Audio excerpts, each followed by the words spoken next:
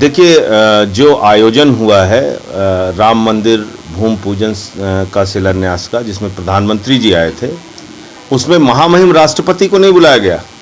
और ये वही भारतीय जनता पार्टी है, जब महामहिम राष्ट्रपति का चुनाव हुआ था और जब वो महामहिम राष्ट्रपति के पद पर जब उन्होंने शपथ ली थी, तो घूम घूम कर पूरे देश में योगी आदित्यनाथ जी से लेकर सारे भारतीय जनता पार्टी के नेता कह रहे थे कि देखिए हमने एक दलित को राष्ट्रपति बनाया, देखिए हमने एक दलित को राष्ट्रपति बनाया।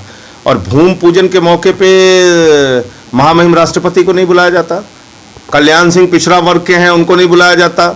उमा भारती का दर्द निकल के आता है, पिछड़ा वर्ग की हैं कि साहब भाजपा की बपौती नहीं है राम, ये उनका दर्द छलक के आया सामने। केशव प्रसाद मौर्य जो उत्तर प्रदेश के उप मुख्यमंत्री हैं, उनको तक को नहीं बुलाया गया। तो ये मानसिकता भारतीय जनता पार्टी की दर्शाती है। भारतीय जनता पार्टी के राज्यों में, ये मैं नहीं कह रहा हूं, इसका आंकड़ा है 2018 का, सबसे ज्यादा दलितों के खिलाफ अगर हिंसा और अपराध के मामले हुए हैं तो भारतीय जनता पार्टी के शासन में हुए हैं। देश के राष्ट्रपति को जगन्नाथपुरी जी के मंदिर में प्रवेश नहीं करने दिया जाता।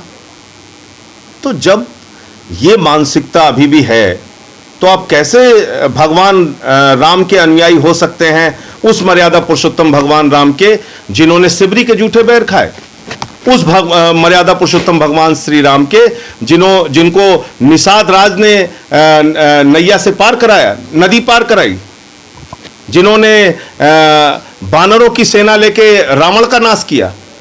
उस राम के अनुयायी होने के लिए आपको अपने चरित्र में राम के आदर्श, राम की सोच, राम की भावना, उसको उतारना पड़ेगा। आप तो देश के राष्ट्रपति को नहीं बुलाते हैं।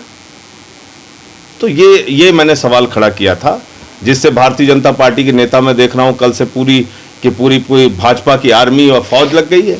इन बातों का जवाब क्यों नहीं देती भारतीय जनता पार्टी? जब देश के प्रधानमंत्री वहां बुलाए जा सकते हैं, तो देश के राष्ट्रपति क्यों नहीं? प्रसाद दे सकते हैं आप, पूजन में शामिल नहीं कर सकते, ये तो और बड़ा अपमान है।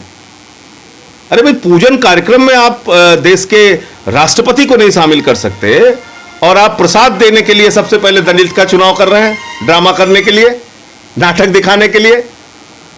इसका मतलब कहीं आपके मन में चोर छिपा था, आपको लगा कि आपसे अपराध हुआ और उस अपराध की पूर्ति करने के लिए आपने दलित को प्रसाद देने की नौटंकी की।